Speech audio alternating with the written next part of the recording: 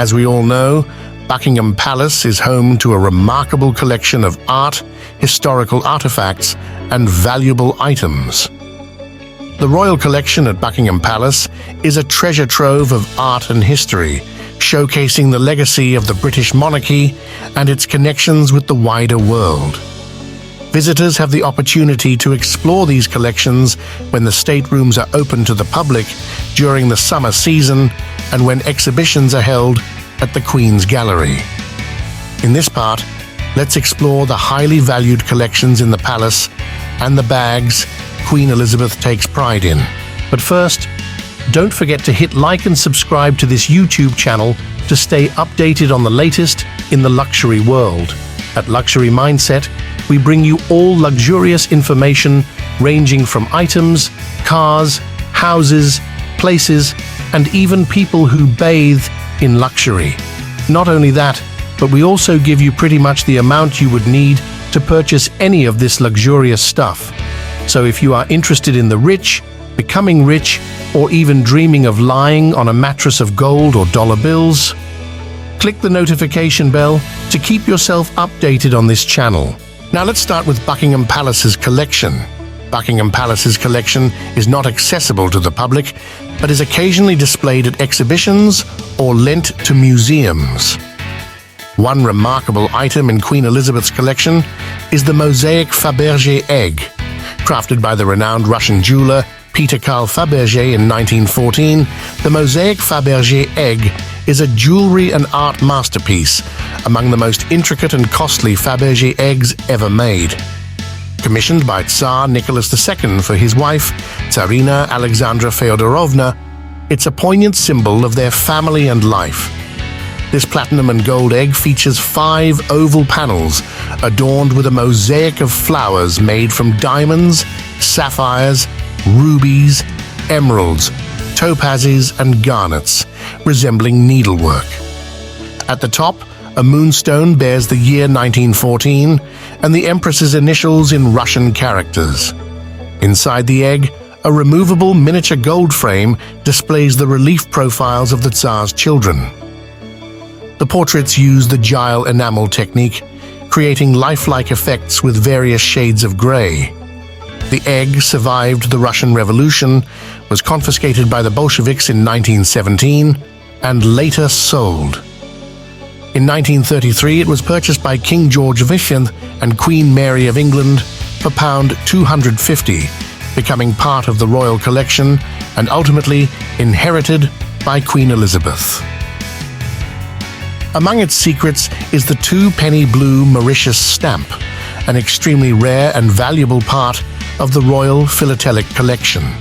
Only 26 specimens exist today, making it highly coveted by collectors. King George V set a world record by acquiring one for around £170,000 in 2021 equivalent, and in 2011, one sold for $1.7 million. The 2-penny blue stamp alone is worth $2 million and is part of a collection valued at over £100 million, serving as a symbol of Mauritius's colonial history. Want to know more? We got more. Early Norton, an 18th century London clockmaker, crafted intricate clocks, notably an astronomical clock for King George III in 1765. Now part of the Royal Collection Trust, it's on display at Buckingham Palace. The clock has 4 sides, displaying time, astronomy, and world time, with precision maintained through intricate mechanisms. The landscape element adjusts with the seasons, ensuring precise sunrises and sunsets throughout the year. The lunette records both the date and month. The left side dial displays the date, day of the week, and month with a separate control dial. Gears transfer time to the back dial, which shows moon phases and tides. The right side dial features an orrery modeling the solar system. Encased in mahogany with silver and enamel accents, the clock operates with a 3-train fussy-driven movement, a dual-old deadbeat escapement, and an offset crutch arm. It includes a hidden pendulum at the back. Early Norton's astronomical clock stands as one of the most sophisticated astronomical timepieces ever crafted. If the palace has a massive collection, so does the Queen. Queen Elizabeth II's broader art collection, housed in the Queen's Gallery at Buckingham Palace, is one of the world's most extensive, with approximately 1 million objects, making it the largest privately owned collection globally. Queen Elizabeth's collection is a vast and diverse treasure trove, encompassing over 7,000 paintings, 150,000 works on paper, including 30,000 watercolors and drawings, 450,000 photographs, and a rich tapestry of 700,000 art pieces that span categories like furniture, ceramics, textiles, carriages, weaponry, jewelry, and more. This extensive assortment also includes clocks, musical instruments, tableware, plants, manuscripts, books, and sculptures.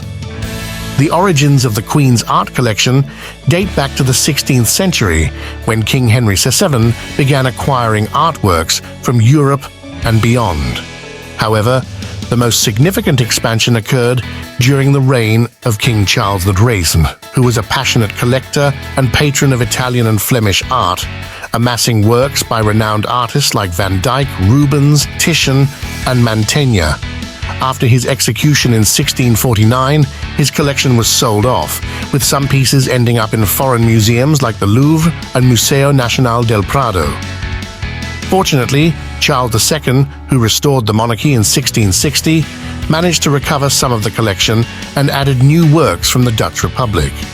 Successive monarchs have continued to enrich the collection with their own preferences, including Queen Elizabeth II, who added modern and contemporary works by artists such as Andy Warhol, Anish Kapoor, Lucian Freud, and David Hockney. Queen Elizabeth's vast art collection, managed by the Royal Collection Trust, features over 50 Canaletto paintings, a mesmerizing piece by Verrier, exquisite Rembrandts, and over 30 drawings by Leonardo da Vinci. While its true value is challenging to estimate due to its non-sale status, experts suggest it could be worth over $10 billion, given its size, quality, rarity, and historical importance. Approximately 3,000 collection items are on loan to museums worldwide. Additionally, Queen Elizabeth's jewelry collection is a dazzling array of crowns, tiaras, and precious items passed down through generations, received as gifts, or created by renowned jewelers.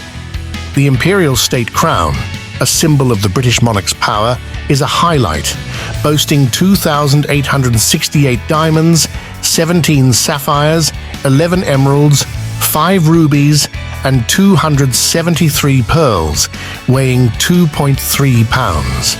Its top cross features St. Edward's sapphire, with a rich history said to be obtained from the ring of Edward the Confessor during his reinterment at Westminster Abbey in 1163.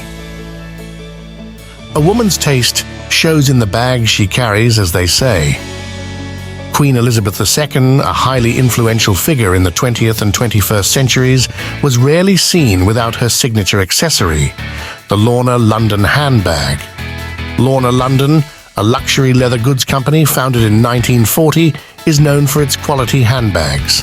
The brand received a royal warrant in 1968, marking its status as an official supplier to the royal family. The Queen's association with Lorna began in the 1950s when she received her first bag from her mother, Queen Elizabeth, the Queen Mother. Impressed by the design and durability, Queen Elizabeth II became a loyal customer. She had 2 favored models, the Traviata, priced over $2,550, and the Royale, costing around $2,242, both requiring about 8 hours of meticulous craftsmanship. These bags were often made from patent leather and came in various colors, although the Queen preferred classic black patent styles. She enjoyed coordinating her bags with her outfits and requested custom features like longer handles and matching silk linings. Queen Elizabeth II's Lorna handbags served as discreet communication tools. Placing her bag on a table signaled a departure in 5 minutes, while dropping it on the floor meant a plea for rescue from a conversation. Speculated contents included a mirror, lipstick, a handkerchief, mints, a pen, and reading glasses, with rumors of unique items like a portable hook. The Queen's Lorna bag collection, estimated at £400,000, was a witness to significant events during her reign. It accompanied her in meetings with world leaders and foreign visits, making it more than a fashion statement. It was a lifelong companion. So, what do you guys think of Buckingham Palace and Queen Elizabeth? Let us know in the comments. If you enjoyed this video, please click the notification bell to stay updated with the latest in the luxury world, only here at Luxury Mindset. See you in the next video.